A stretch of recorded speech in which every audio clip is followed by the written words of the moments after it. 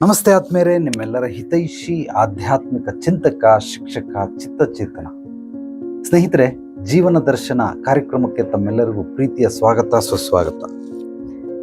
ಇಂದಿನ ವಿಷಯ, ನಾವು ಹೇಳುವವರ ಮಾತನ್ನ ಆಳವಾಗಿ ಗಾಢವಾಗಿ ನಂಬಿಬಿಡ್ತೀವಿ. ಇದೇ ಇಂದಿನ ವಿಷಯ. ಈ ವಿಷಯಕ್ಕೆ ಒಂದು ಕಥೆಯ ರೂಪದಲ್ಲಿ ನಿಮಗೆ ಹೇಳೋದಕ್ಕೆ ಇಷ್ಟಪಡ್ತೀನಿ. ಸ್ನೇಹಿತರೆ, ಒಂದು ದೊಡ್ಡ ಫಂಕ್ಷನ್ ನಡೀತಾ ಇದೆ. ಎಲ್ಲರೂ ಕಲ್ಪಿಸ್ಕೊಳ್ಳಿ, ಒಂದು ದೊಡ್ಡ ದೇವಸ್ಥಾನದ ಮುಂದೆ ಅನ್ನದಾನ ನಡೀತಾ ಇದೆ. ಸೊ ದೇವ್ರ ಕಾರ್ಯ ಅಂತ ತಿಳ್ಕೊಳ್ಳಿ. ಎಲ್ಲ ಕುಂತ್ಕೊಂಡು ಊಟ ಮಾಡ್ತಾ ಇದ್ದಾರೆ. ಪಂಕ್ತಿಲಿ ಎಲ್ಲ ಬಡಿಸ್ಬಿಟ್ಟಿದ್ದಾರೆ. ಒಂದು ಬ್ಯಾಚ್ ಊಟ ಮಾಡಿ ಹೋಗಿದೆ, ಇನ್ನೊಂದು ಬ್ಯಾಚ್ ಕುಂತ್ಕೊಂಡಿದೆ. ಸುಮಾರು 100 ಜನ ಕುಂತ್ಕೊಂಡಿದ್ದಾರೆ. ಆ ಕಡೆ ಒಂದು 50 ಜನ, ಈ ಕಡೆ ಒಂದು 50 ಜನ. ಎಲ್ಲರಿಗೂ ಊಟ ಬಡಿಸ್ಕೊಂಡು ಬಂದಿದ್ದಾರೆ. ಮೊದಲು ಉಪ್ಪು ಹಾಕಿದ್ರು, ಆಮೇಲೆ ಹಪ್ಪಳ ಹಾಕಿದ್ರು, ಪಲ್ಯಗಳು ಹಾಕಿದ್ರು, ಸ್ವೀಟ್ ಹಾಕಿದ್ರು, ಅನ್ನ ಸಾಂಬಾರು ಹಾಕಿದ್ರು, ಎಲ್ಲ ಹಾಕಿದ್ರು. ಸೊ ಎಲ್ಲ ಹಾಕಿ ತಿನ್ಬೇಕಾದ್ರೆ ಮಧ್ಯದಲ್ಲಿ ಯಾರೋ ಒಬ್ಬ ಅಡುಗೆ ಭಟ್ಟ, ದಯವಿಟ್ಟು ಯಾರು ಊಟ ಮಾಡ್ಬಿಡಿ, ಎಲ್ಲ ಅಲರ್ಟ್ ಆಗ್ಬಿಟ್ರು. ಬಹಳ ಸಿಕ್ಕಾಬಿಟ್ಟು, ಏನೋ ಹೇಳ್ತಾವನಲ್ಲ ಅಲರ್ಟ್ ಆಗಿ ಎಲ್ಲ ತಿನ್ಬಿಟ್ರು. ಇದು ಸಾಂಬಾರಲ್ಲಿ ಪಲ್ಲಿ ಬಿದ್ದಿದೆ, ದಯಮಾಡಿ ಯಾರು ಊಟ ಮಾಡ್ಬಿಡಿ ಅಂತ. ಯಾರ್ಯಾರು ಸಾಂಬಾರು ತಿಂದಿದ್ರು ಆಲ್ರೆಡಿ, ಅವರೆಲ್ಲ ಹೋಗಿ ಇನ್ನೊಂದು ಬದಿಯಲ್ಲಿ ವಾಮಿಟ್ ಮಾಡಕ್ಕೆ ಶುರು ಮಾಡ್ಬಿಟ್ರು. ಎಲ್ಲ ವಾಮಿಟ್ ಮಾಡ್ತಾವ್ರೆ. ಸುಮಾರು 100 ಜನದಲ್ಲಿ ಒಂದು 60-70 ಜನ ವಾಮಿಟ್ ಮಾಡ್ತಾವ್ರೆ. ಇನ್ನು ಮಿಕ್ಕಿದವ್ರಿಗೆ ಬರೋ ಥರ ಆಗ್ತಾ ಇದೆ, ಆದರೆ ಬರ್ತಾ ಇಲ್ಲ. ಅವ್ರಿಗೆ ಪಲ್ಲಿ ಬಿದ್ದಿದ್ದೆ ಅಂದ ತಕ್ಷಣ ಊಟಕ್ಕೆ ಬಿದ್ದೋಯ್ತು. ವಾಮಿಟ್ ಮಾಡಿಬಿಟ್ರು. ಸೊ ಒಂದಷ್ಟು ಎಷ್ಟು ತಿಂದಿದ್ರೆ ಅಷ್ಟೆಲ್ಲ ವಾಮಿಟ್ ಮಾಡ್ಬಿಟ್ರು. ಅದಾದ್ಮೇಲೆ ಇನ್ನೊಬ್ಬ ಹೇಳ್ದ, ಸಾರಿ ಪಲ್ಲಿಲೆಲ್ಲ ಬಿದ್ದಿರೋದು, ಯಾರ್ಯಾರು ಪಾಯಸ ತಿಂತಾ ಇದ್ದೀರಾ, ಪಾಯಸದಲ್ಲಿ ಬಿದ್ದೋಗ್ಬಿಟ್ಟಿದೆ ಅಂತ. ಪಾಯಸ ಅಂದಿದ ತಕ್ಷಣನೇ ಯಾರ್ಯಾರು ಪಾಯಸ ತಿಂದಿದ್ರು ಮತ್ತೆ ತಿರ್ಗಾ ಒಂದಷ್ಟು ಜನ ಪಾಯಸ ತಿಂದವ್ರು ಹೋಗಿ ವಾಮಿಟ್ ಮಾಡಿದ್ರು. ಅದಾದ್ಮೇಲೆ ಅದರಲ್ಲ ಸೊ ಖಂಡಿತವಾಗ್ಲೂ ಅದು ಅನ್ನದಲ್ಲಿ ಬಿದ್ದಿರೋದು, ಅದಿನ್ನೂ ಬಡಿಸಿಲ್ಲ ನಾವು, ಹಾಗೆ ಇದೆ ಅಂತ. ಅಂದ್ರೆ ಇಲ್ಲಿ ಹೇಗೆ ನಾವು ಟ್ರಿಪ್ಗೆ ಹೋಗ್ಬೇಕಾದ್ರೆ ಒಬ್ರಿಗೆ ಯಾರಿಗಾದ್ರೂ ರೀಸಸ್ಗೆ ಅರ್ಜೆಂಟ್ ಆಯಿತು ಅಂದರೆ ಎಲ್ಲರೂ ಇಳಿತಾರೆ. ಅವ್ರಿಗೇನು ಅರ್ಜೆಂಟ್ ಇಲ್ಲ, ಒಬ್ಬನಿಗೆ ಅರ್ಜೆಂಟ್ ಆಗಿರುತ್ತೆ, ಬಟ್ ನಿಲ್ಸಿದಾರಲ್ಲ ಅಂದ್ಬಿಟ್ಟು ಎಲ್ಲ ಹೋಗಿ ಹೋಯ್ತಾ ಇರ್ತಾರೆ. ಯಾರೊಬ್ಬರು ಆಕಳಿಸ್ತಾರೆ ಅಂತ ಆಕಳಿಸಿದ ತಕ್ಷಣ ಎಲ್ರಿಗೂ ಅಕ್ಕಪಕ್ಕದವ್ರಿಗೆಲ್ಲ ಆಕಳಕ್ಕೆ ಬಂದ್ಬಿಡ್ತದೆ. ಅದೇ ರೀತಿನೇ ಇಲ್ಲೂ ಕೂಡ ಸಹಜವಾಗಿ ನಾವು ಈ ರೀತಿ ಇದನ್ನ ಪ್ಲೆಸಿಬೋ ಎಫೆಕ್ಟ್ ಅಂತ ಕರೀತಾರೆ. ಅದರಲ್ಲಿ ಪಲ್ಲಿ ಬಿದ್ದಿದೆಯಾ ಇಲ್ವಾ, ಪಾಯಸದಲ್ಲಿ ಬಿದ್ದಿದ್ಯಾ ಇಲ್ವಾ, ಅವನು ನಿಜ ಹೇಳ್ತಾವನ ಸುಳ್ಳು ಹೇಳ್ತಾವನ ಅದು ಗೊತ್ತಿಲ್ಲ. ಹೇಳಿದ ತಕ್ಷಣನೇ ರಿಯಾಕ್ಟ್ ಆಗ್ಬಿಡ್ತು. ನಿಜವಾಗ್ಲೂ ಪಲ್ಲಿ ಬಿದ್ದಿಲ್ಲ, ಆದರೆ ಸಾಂಬಾರ್ ತಿಂದವ್ರು ಯಾಕೆ ವಾಮಿಟ್ ಮಾಡಿದ್ರು, ನಿಜವಾಗ್ಲೂ ಪಲ್ಲಿ ಬಿದ್ದಿಲ್ಲ, ಪಾಯಸ ತಿಂದವ್ರು ಯಾಕೆ ವಾಮಿಟ್ ಮಾಡಿದ್ರು. ಅಂದ್ರೆ ಇಲ್ಲಿ ಮನುಷ್ಯನ ಒಂದು ಮನಃಶಾಸ್ತ್ರ, ಸೈಕಾಲಜಿ ಏನ್ ಹೇಳುತ್ತೆ ಅಂದ್ರೆ, ಯಾವ್ದನ್ನ ನೀವು ಆಳವಾಗಿ ನಂಬಿಡ್ತಿರೋ ಅದು ಪ್ರತ್ಯಕ್ಷವಾಗಿ ಕಂಡ್ರು, ಪ್ರಾಮಾಣಿಸಿ ನೋಡು ಅಂತ ಹೇಳಿದ್ರು ಕೂಡ, ಪ್ರಾಮಾಣಿಸಿ ನೋಡಿದ್ರು ಕೂಡ ಅದನ್ನ ಸಾಧ್ಯವಾಗೋದಿಲ್ಲ.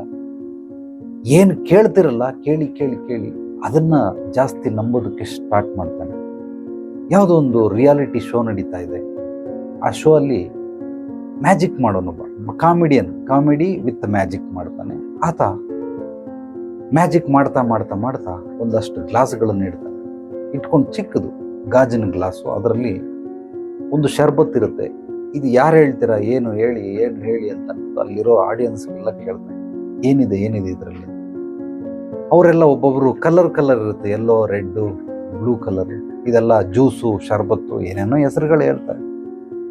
ಇಲ್ಲ, ಇದು ಯಾವುದಲ್ಲ, ಜಡ್ಜ್ ಕುಂತಿರ್ತಾರಲ್ಲ, ಆಕೆ ಯೂರಿನ್ ಇದು ಅಂತ ಹೇಳ್ತಾನೆ. ಹಂಗೆ ಹೇಳಿದ ತಕ್ಷಣನೇ ಅವಳು, ಎಲ್ಲರೂ ನಗ್ತಾರೆ, ಪಾಪ ಕಾಮಿಡಿ ಮಾಡ್ತಾವನಲ್ಲ ಅಂತ.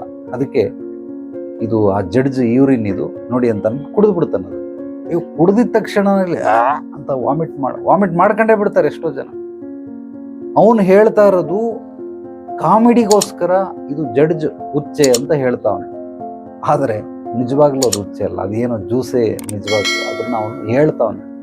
ಆದ್ರೆ ಹೇಳಿದ್ದನ್ನ ಕೇಳಿ ಅಲ್ಲೋಗಿ ಯೂರಿನ್ ಟೆಸ್ಟ್ಗೆ ಅಂತ ನಾನು ತಗೊಂಡು ಬಂದಿದ್ದು, ಅದನ್ನು ಕುಡಿದ್ಬಿಡ್ತೀನಿ ನೋಡಿ ಅಂದ್ಬಿಟ್ಟು ಕುಡಿದ್ಬಿಟ್ಟ. ಎಷ್ಟೋ ಜನ ವಾಮಿಟ್ ಮಾಡ್ಕೊಬೇಕು. ಇದೆಲ್ಲ ಏನು ಅಂತಂದ್ರೆ ಸುಮ್ಮನೆ ತಮಾಷೆಗೋಸ್ಕರ. ಯಾತಕ್ಕೋಸ್ಕರ ಹೇಳ್ತಾ ಇದ್ದೀನಿ ಅಂದರೆ, ನೀವು ಕೇಳುವಂತಹ ಪ್ರಶ್ನೆಗಳನ್ನೇ ನಾನು ಪ್ರತಿನಿತ್ಯದ ಜೀವನ ದರ್ಶನ ಕಾರ್ಯಕ್ರಮದಲ್ಲಿ ವಿಷಯವನ್ನಾಗಿ ಆಯ್ಕೆ ಮಾಡಿಕೊಂಡು ನಿಮಗೆ ಉತ್ತರಗಳನ್ನು ಹೇಳೋದಕ್ಕೆ ಬಯಸ್ತೀನಿ. ಆದ್ದರಿಂದ ಮನುಷ್ಯನ ಮನಸ್ಸು ಬಹಳ ಸಂಕುಚಿತ, ಅಂದರೆ ಸೂಕ್ಷ್ಮಗ್ರಾಹಿ.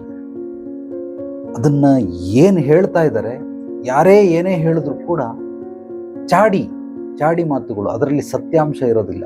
ಅದನ್ನು ನೀವು ಅಳೆದು ತೂಗಿ ಸ್ವೀಕರಿಸಬೇಕಾಗುತ್ತೆ. ಈ ರೀತಿ ಅನಾಹುತಗಳು, ಇದು ಕತೆ ಏನೋ ಆಯಿತು, ಪಲ್ಲಿ ಬಿತ್ತು ಅಂದ, ವಾಮಿಟ್ ಮಾಡ್ದ, ಮುಗಿದೋಯ್ತು. ನಿನ್ನ ಹೆಂಡತಿ ಯಾವನ ಜೊತೆನೋ ಮಲಗಿದ್ಲು ಅಂತ ಹೇಳಿದ ತಕ್ಷಣನೇ ಹೌದಾ ಅಂತ ಹೋಗಿ ಸಿನಿಮಾಗಳೆಲ್ಲ ನೋಡಿದ್ದಾರೆ, ತಗೊಂಡೋಗಿ ಕೊಲೆನೇ ಮಾಡಿಬಿಡ್ತಾರೆ. ಎದುರುಗಡೆ ಅವ್ನ ಫ್ರೆಂಡ್ ಇರ್ಬೋದು, ಅವ್ರ ಅಪ್ಪ ಇರ್ಬೋದು, ಅವ್ರ ಮಾವ ಇರ್ಬೋದು, ಯಾರು ಹೋಗಿ ಕೊಲೆನೇ ಮಾಡಿಬಿಡ್ತಾರೆ. ಅವ್ನು ಹೇಳಿದ್ದು ನಿಜಾನ ಸುಳ್ಳ ಅದೆಲ್ಲ ಏನೂ ನೋಡೋದಿಲ್ಲ. ನನ್ನ ಹೆಂಡತಿ ಅವನ ಜೊತೆ ಮಲಗಿದ್ಲು, ಪಟಕ್ಕಂತ ಹೋಗಿ ಕಟ್ ಮಾಡ್ಬಿಡೋದು. ಸೊ ಇದೆಲ್ಲ ಯಾತಕ್ಕೋಸ್ಕರ ಆಗುತ್ತೆ ಅಂದರೆ ವಿವೇಚನೆ ಇಲ್ಲ.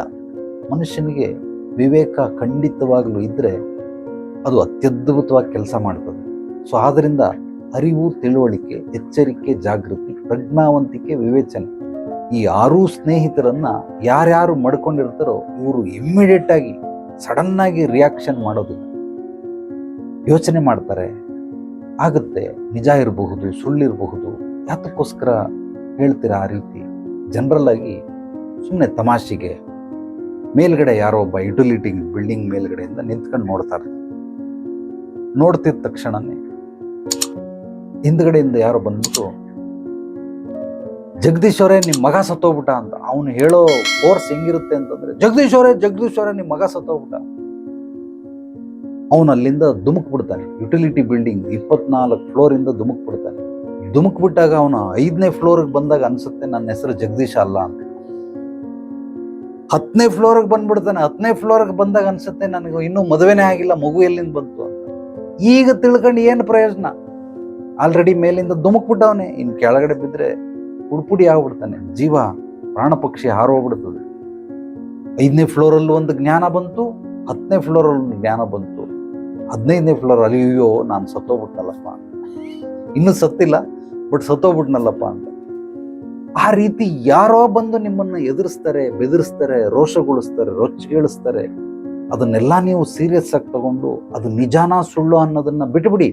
ಅದನ್ನ ವಿವೇಚನೆ ಇಲ್ದವ್ರು, ವಿವೇಕ ಇಲ್ದವ್ರು ಯಾರು ಅದನ್ನ ಜಡ್ಜ್ ಮಾಡಕ್ ಹೋಗಲ್ಲ. ಪಟಕ್ಕಂತ ರಿಯಾಕ್ಷನ್ ಮಾಡ್ಬಿಡೋದು. ಹಂಗ ಮಾಡಿ ಮಾಡಿ ಮಾಡಿ ಸಾಕಷ್ಟು ಜನ ಜೀವ ಕಳ್ಕೊಂಡ್ರು, ಸುಮಾರು ಜನ ಆಸ್ತಿ ಪಾಸ್ತಿ ಕಳ್ಕೊಂಡ್ರು, ಸಂಬಂಧಗಳನ್ನು ಹಾಳು ಮಾಡಿಕೊಂಡ್ರು. ಈ ರೀತಿ ಕಥೆಗಳನ್ನು ಹೇಳ್ತಾ ಹೋದ್ರೆ ಸಾವಿರಾರು ಕಥೆಗಳನ್ನು ಹೇಳ್ಬೋದು. ಇದರಲ್ಲಿ ನೈಜ ಘಟನೆಗಳು ಕೆಲವು ನಡೆದಿದ್ರೆ, ಕೆಲವೊಂದು ಕಥೆಯ ರೂಪದಲ್ಲಿ ನಮ್ಮ ಜೀವನವನ್ನ ರೂಪಾಂತರಣಗೊಳಿಸೋದಕ್ಕೆ ಅತ್ಯದ್ಭುತವಾಗಿ ಸಹಾಯ ಮಾಡ್ತಾರೆ. ಆದ್ರಿಂದ ದಯಮಾಡಿ ಯಾರೂ ಸಹ ನೀವು ಆ ರೀತಿ ಮಾಡೋದಕ್ಕೆ ಹೋಗ್ಬೇಡಿ. ಇದು ಬಹಳ ಬಹಳ ಅಪಾಯಕಾರಿ. ಯಾರು ಏನೇ ಹೇಳಿದ್ರು ಕೂಡ ಒಂದು ನಿಮಿಷಕ್ಕೆ ಪೌಸ್ ಮಾಡಿ.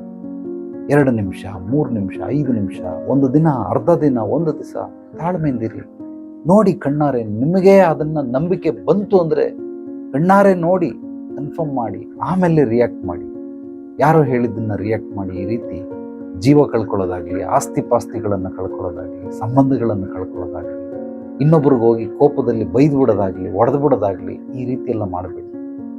10-15 ವರ್ಷ ಜೀವಕ್ಕೆ ಜೀವ ಕೊಡುವಂತಹ ಸ್ನೇಹಿತ ಯಾವನ ಬಂದು ಚಾಡಿ ಹೇಳ್ದ ಅಂತ ಅಂದ್ಬಿಟ್ಟು ಮನೆಗೆ ಬಂದು ಜಗಳ ಮಾಡ್ತಾವನು. ಫುಲ್ ಫ್ಯಾಮಿಲಿನ ಕರ್ಕೊಂಡು ಬಂದು ಫ್ಯಾಮಿಲಿ ಜಗಳ ಮಾಡ್ತಾವ್ರೆ.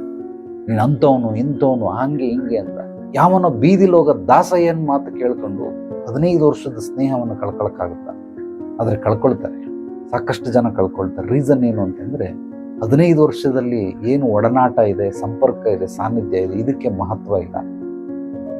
ಚಾಡಿ ಮಾತಿಗೆ ಮಹತ್ವ, ಇದಕ್ಕೆ ಹೆಚ್ಚಿನ ಮಹತ್ವ. ಆದ್ದರಿಂದ ದಯಮಾಡಿ ಈ ರೀತಿ ಎಲ್ಲ ಮಾಡಬೇಡಿ. ಜ್ಞಾನ ಸಮೃದ್ಧಿ ಯೋಗಕ್ಕೆ ನೀವೆಲ್ಲರೂ ಕೂಡ ಬಂದು ಆ ಒಂದು ಕೋರ್ಸನ್ನು ಕಲ್ತ್ಕೊಳ್ಳಿ. ನಿಮ್ಮ ಜೀವನ ಖಂಡಿತವಾಗ್ಲೂ ಪರಿವರ್ತನೆ ಆಗುತ್ತೆ. ರೂಪಾಂತರಣ ಕೂಡ ಖಂಡಿತವಾಗ್ಲೂ ಸಾಧ್ಯ ಮಾಡಿಕೊಳ್ಬಹುದು. ಜ್ಞಾನ ಸಮೃದ್ಧಿ ಯೋಗದ 21 ಅಧ್ಯಯನಗಳು ನಿಮ್ಮ ಇಡೀ ಜೀವನವನ್ನ ಬೇರೊಂದು ಆಯಾಮಕ್ಕೆ ಕರ್ಕೊಂಡೋಗೋದಕ್ಕೆ ಸಂಪೂರ್ಣವಾಗಿ ಸಹಾಯ ಮಾಡುತ್ತೆ. ಯಾರಿಗೆ ಯಾವುದೇ ರೀತಿ ಸಮಸ್ಯೆಗಳು, ತೊಂದರೆಗಳು, ಕಷ್ಟಗಳು, ರೋಗಗಳು, ಕಾಯಿಲೆಗಳು, ಕುಂದುಕೊರತೆಗಳು, ಅಡೆತಡೆಗಳು ಇದಾವೋ ನೇರವಾಗಿ ಬಂದು ಭೇಟಿ ಮಾಡಿ. ಖಂಡಿತವಾಗ್ಲೂ ನಿಮ್ಮ ಪೂರ್ವಾಪರಗಳನ್ನೆಲ್ಲ ಕೂಲಂಕುಷವಾಗಿ ಪರಿಶೀಲನೆ ಮಾಡಿ ನಿಮ್ಮ ಸಮಸ್ಯೆಗೆ ಮೂಲ ಹುಡುಕಿ ಪರಿಹಾರಗಳ ಕೊಡೋದ್ರ ಜೊತೆಗೆ ಮುಂದಿನ ಭವಿಷ್ಯದಲ್ಲಿ ಅತ್ಯುತ್ತಮವಾದ ಅಭಿವೃದ್ಧಿ ಸಮೃದ್ಧಿ ಹೊಂದೋದಕ್ಕೆ ಖಂಡಿತವಾಗಲೂ ನಿಮಗೆ ನಿರಂತರವಾದ ಬೆಂಬಲ ಮತ್ತು ಮಾರ್ಗದರ್ಶನ ಸಿಗುತ್ತೆ. ಈ ವಿಡಿಯೋವನ್ನು ನಿಮ್ಮೆಲ್ಲ ಸ್ನೇಹಿತರಿಗೆ ಆತ್ಮೀಯರಿಗೆ ತಪ್ಪದೆ ಶೇರ್ ಮಾಡಿ, ಪಾಸಿಟಿವ್ ವಿಚಾರಗಳನ್ನು ಪ್ರತಿಯೊಬ್ಬರಿಗೂ ಹಂಚಿ. ನಮ್ಮ ಚಾನಲನ್ನು ಮೊದಲನೇ ಬಾರಿ ಭೇಟಿ ನೀಡಿದರೆ ತಪ್ಪದೆ ಮರೆಯದೆ ಸಬ್ಸ್ಕ್ರೈಬ್ ಮಾಡಿ, ಲೈಕ್ ಮಾಡಿ. ಕಾಮೆಂಟನ್ನು ನನ್ನ ವಾಟ್ಸಪ್ ನಂಬರ್ಗೆ ವಾಯ್ಸ್ ಮೆಸೇಜ್, ಟೆಕ್ಸ್ಟ್ ಮೆಸೇಜ್ ಕೂಡ ಕಳಿಸಬಹುದು. ನಿಮ್ಮ ಯಾವುದೇ ರೀತಿ ಪ್ರಶ್ನೆಗಳಿಗೆ ಉತ್ತರ ಬೇಕು ಅಂದರೂ ಆ ಪ್ರಶ್ನೆಗಳನ್ನು ನನ್ನ ವಾಟ್ಸಪ್ ನಂಬರ್ಗೆ ಕಳಿಸಿ. ಎಲ್ರಿಗೂ ಒಳ್ಳೆಯದಾಗಲಿ. ನಾಳೆ ಮತ್ತೆ ಭೇಟಿಯಾಗೋಣ ಮತ್ತಷ್ಟು ಸತ್ವಭರಿತ ವಿಚಾರಗಳೊಂದಿಗೆ. ಎಲ್ಲರೊಳಗಡಗಿರುವ ಭಗವಂತನಿಗೆ ನನ್ನ ಭಕ್ತಿಪೂರ್ವ ಪ್ರಣಾಮಗಳು. ಸರ್ವೇ ಜನೋ ಸುಖಿನೋ ಭವಂತು. ಶುಭರಾತ್ರಿ.